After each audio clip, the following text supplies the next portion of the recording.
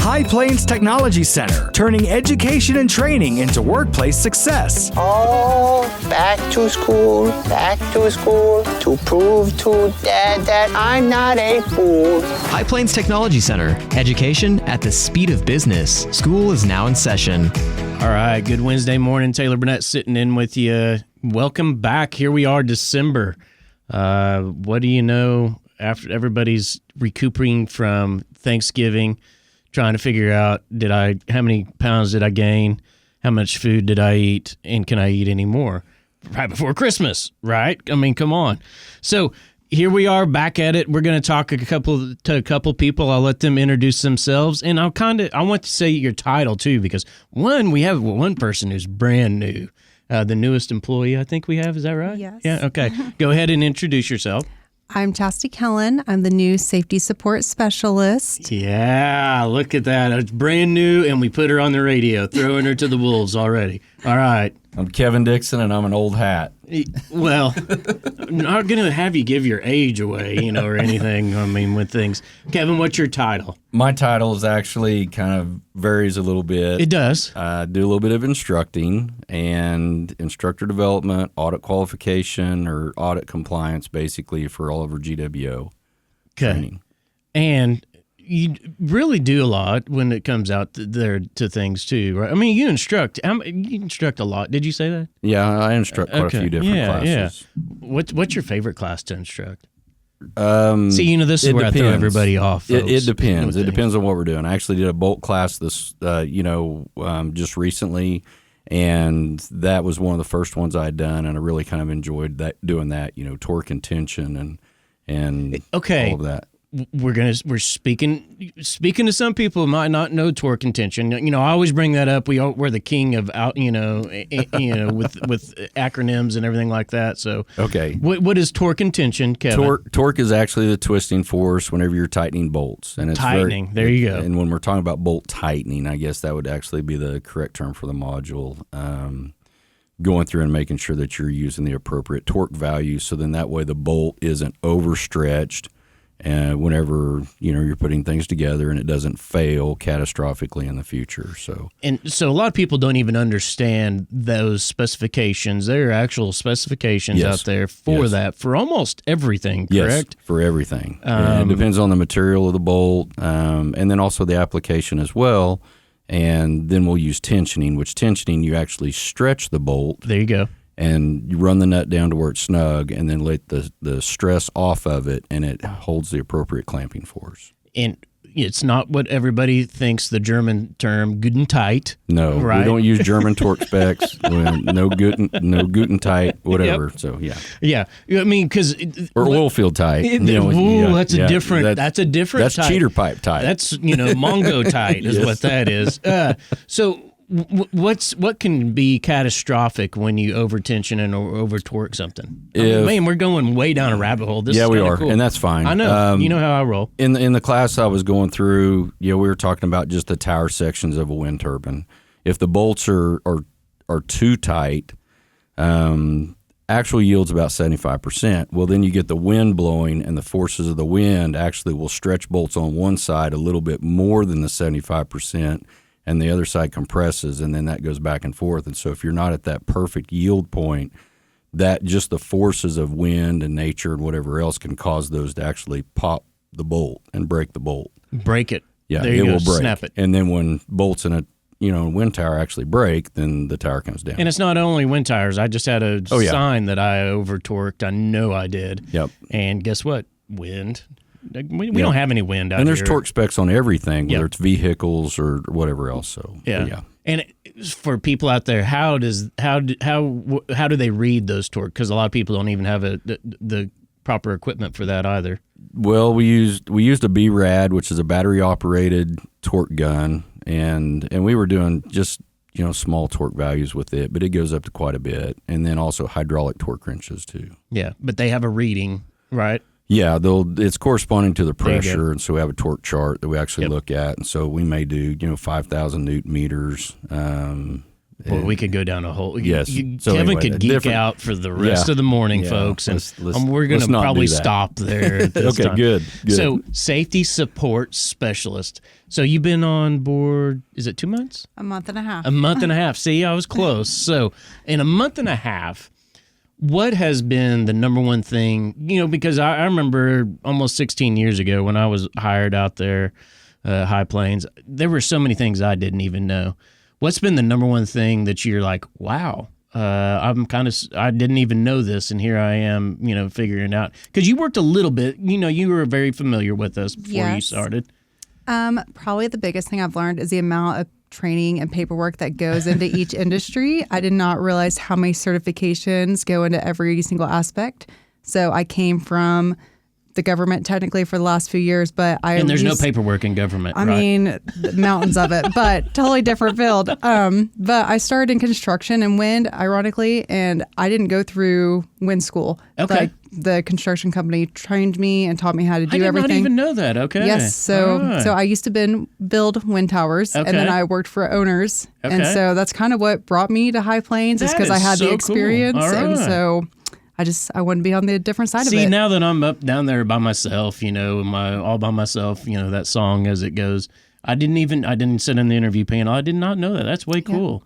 So what, Wanzak or? Yes. Oh, Yep. How is that? I didn't even know. Took a wild guess. I was going to say Wanzak or Mortensen, so there we go. Yep. I was out there on the Persimmon Creek project, and then Okay. I didn't really want to keep traveling, so then I stayed on the ownership side at that site. Okay, So, well, cool. Well, wow, that's awesome. So, all right, what do you think people out there need to know about even the certification side when it comes to what the individuals are going through? Because I know you're just a month and a half, but you knew a little bit. Now that you Yes. knew a little bit, just this interview might change also. So, no. What's the number one thing that you think that people don't understand about our GWO certifications and everything? I don't think they realize that it's open to a lot of different things. It's not just wind specific. So like if you do mechanics or you do electricity, like that can go into other fields. Like it can go into your oil field. It can go into like just things even at your own house. You have that little bit of electronic background. Okay. You can kind of work with that. So it broadens the horizons to a lot of different things. Or a former teacher, former firefighter with things with, former everything, former farm, I guess current farmer, rancher. So Whatever. Jack of all trades. Yeah. So Kevin just recently, we're talking a little bit about GWO. We're getting off the bolt torque contention piece when it comes to things, but and that's Global Wind Organization. So Kevin is now are you a master trainer? Is there Instructor qualification, train the trainer. So now I can train instructors. See, that's worse than my title. That's like 9. It's IQTT. There you go. See, once again, the king of acronyms with Career Tech. So IQTT. So you can train trainers then, in essence, right? Yes. As soon as we go through a change of scope with an audit, I'll be able to train GWO instructors. Awesome. With instructor And qualification. a lot of people don't realize, when we talk the term in there, GWO, one of the first word is global. Yes. All right. So when this training happens, it's not just only in the United States. We have to go to what is available, where we can go, and what's open, because there's not a lot in the United States with That's things.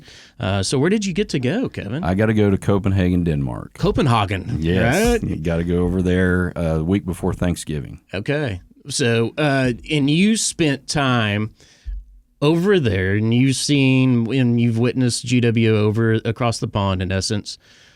What do you think is one thing that separates, and there's a differentiation between overseas as well as Woodward, Oklahoma? Because, the funny thing is, guess people overseas know about Woodward, Oklahoma, don't they? Yeah, they do. They know about us. And in fact, one of the instructor for our class was asking me, he says, how long have you guys been GWO? And I said, 2011. And he's like, wow. He said, I did not realize you guys have been doing it that long. And so we visited quite a bit about different things with Global Wind Organization and their training, their mission, and how it's developed and what their goal is. 2011, I had hair color in my hair when we started down this road, and now it's just I had hair in 11. it's absent. So, yeah, it is. That's crazy. I thought it was 2012, so it was 2011. I think is late 2011, Yeah. early 2012, Yeah. but it was. Okay. I think the process had started in 11. All right. Yeah. And I remember that day when we spun off and decided to take a step forward with that. So when you're overseas, though, with things, what's one thing that you think you will bring back that was different there than what we do? Everything is becoming Americanized. Americanized things, great.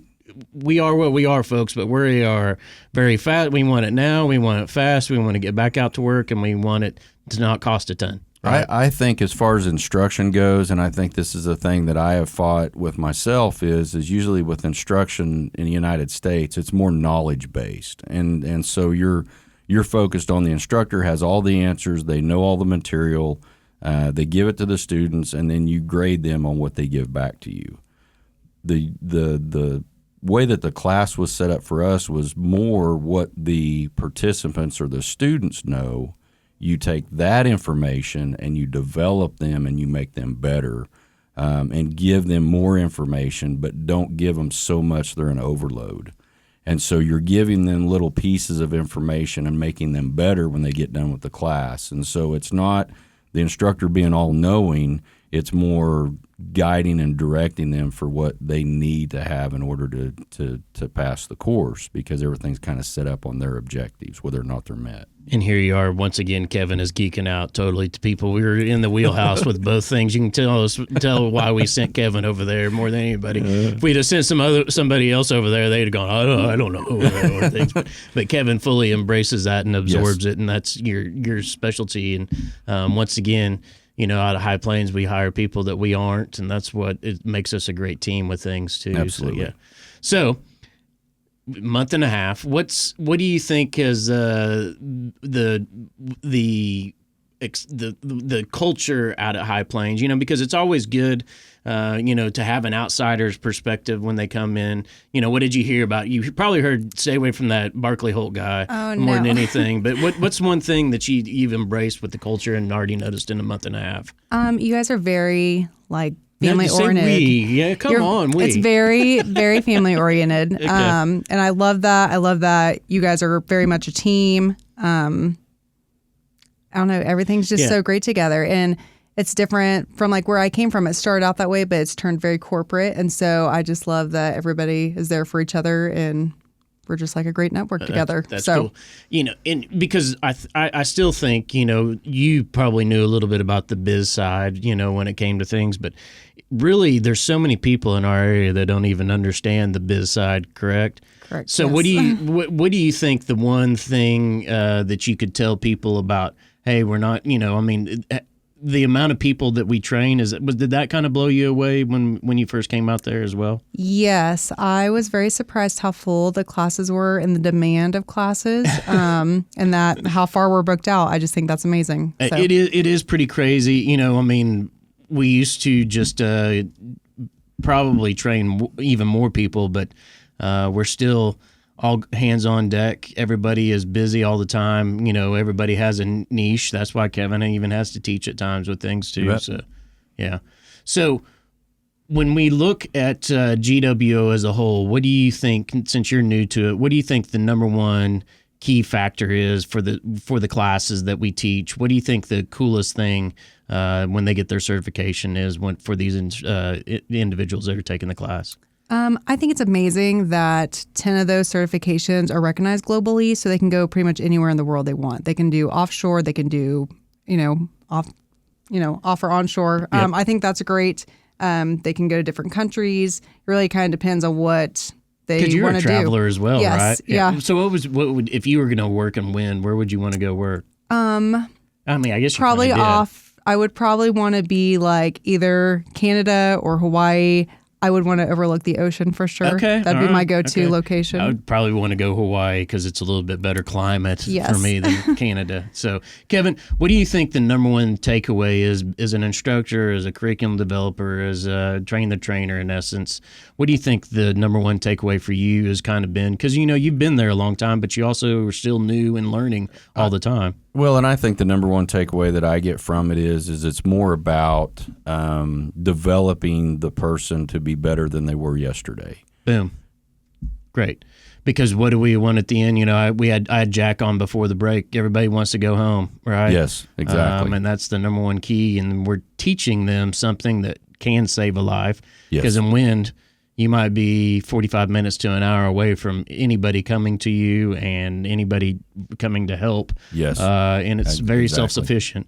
I mean, because your medical background, Right. your firefighting background with that, it's pretty amazing. It was probably pretty amazing to you when you first came on. Ooh, they're out here on an island at times, right? Oh, yeah, for sure. Yeah. We And- discussed that in class. Yeah. too. Yeah. And you have stories as well. Oh, so, yeah. absolutely. Okay. Well, here we are. We're already running out of time this morning, but thank you both for coming on. So excited to have you.